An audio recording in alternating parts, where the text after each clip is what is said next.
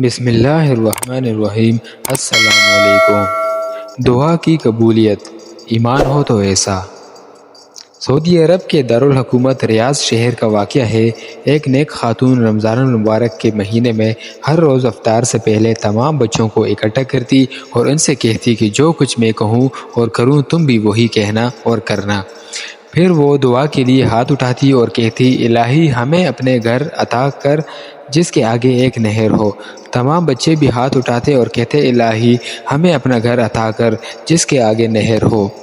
اس خاتون کا شوہر ہنستا اور کہتا، اپنے گھر کی بات تو سمجھ میں آتی ہے، لیکن یہ گھر کے آگے نہر ہونے کا کیا مطلب؟ اس صحرائی علاقے میں نہر کہاں سے آئے گی؟ بیوی اسے جواب دیتی، آپ کو اس سے کیا غرض؟ یہ ہمارا اور اللہ تعالیٰ کا معاملہ ہے، آپ بیچ میں مت آئیے۔ وہ تو کہتا ہے، مجھ سے مانگو میں عطا کروں گا، ہم تو جو جی میں آئے گا مانگیں گے اور بار بار مانگیں گے۔ غرض وہ ہر روز اسی طرح بچوں کو اکٹھا کرتی، خود بھی دعا کرتی، ان سے بھی کرواتی۔ رمضان المبارک بیت گیا۔ ایک دن اس خاتون کے شوہر نے ہنس کر کہا، اب بتاؤ کہاں ہے تمہارا اپنا گھر اور کہاں ہے وہ نہر؟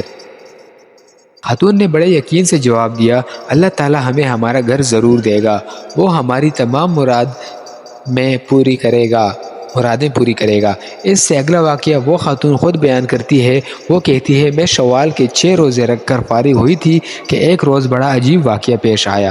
میرے شوہر نماز عصر کے بعد مسجد سے نکل رہے تھے کہ ریاض کے ایک نہایت امیر آدمی نے ان کا راستہ روکا۔ میرے شوہر اسے جانتے تک نہ تھے۔ اس آدمی نے انہیں سلام کیا اور کہا، میرے پاس ایک گھر ہے، آدھے گھر میں تو میرے والد رہتے ہیں، گھر کا دوسرا نصف خالی ہی پڑا ہے۔ اللہ تعالی نے مجھے اور میری اولاد کو اپنے فضل و کرم سے بہت کچھ دیا ہے، ہمیں اس آدھے گھر کی ضرورت نہیں۔ آج میں اس ارادے سے نکلا تھا کہ نماز عصر کے بعد مسجد سے نکلنے والے پہلے آدمی کو میں وہ آدھا گھر دے دوں گا۔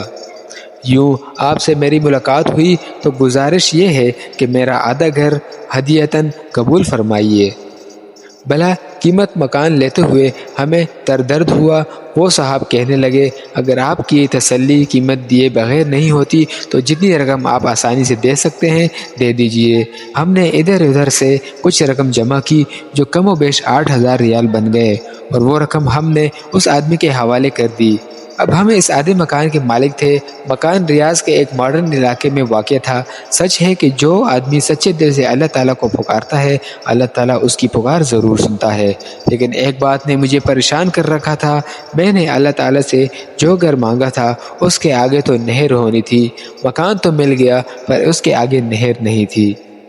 میں نے ایک عالم دین سے پوچھا کہ اللہ تعالیٰ تو فرماتا ہے کہ مجھ سے مانگو میں تمہیں عطا کروں گا۔ میں نے اللہ تعالیٰ سے نہر کنارے گھر مانگا تھا، گھر تو مل گیا، نہر نہیں ملی۔ ان عالم دین کو میری دعا اور میرے ایمان قبولیت پر بڑی حیرت ہوئی۔ انہوں نے دریافت کیا، اس وقت آپ کے گھر کے سامنے کیا ہے؟ میں نے کہا، اس وقت ہمارے گھر کے سامنے ایک خوبصورت مسجد ہے۔ عالم دین مسکرائے اور فرمایا، یہ نہر ہی تو ہے۔ حدیث میں آیا ہے کہ رسول اللہ صلی اللہ علیہ وآلہ وسلم نے ایک دفعہ صحابہ کرام رضی اللہ تعالیٰ عنہ سے فرمایا، آدمی گھر کا نہر کنارے ہو، وہ اس میں روزانہ 5 بار غسل کرے تو کیا اس کے بدن پر میل کچیل باقی رہے گی؟ صحابہ کرام نے جواب دیا، نہیں یا رسول اللہ، اس کے بدن پر میل کچیل باقی نہیں رہے گی۔ فرمایا، یہی حال 5 نمازیوں کا ہے، ان کے ذریعے اللہ تعالیٰ گناہوں کو مٹا ڈالتا ہے۔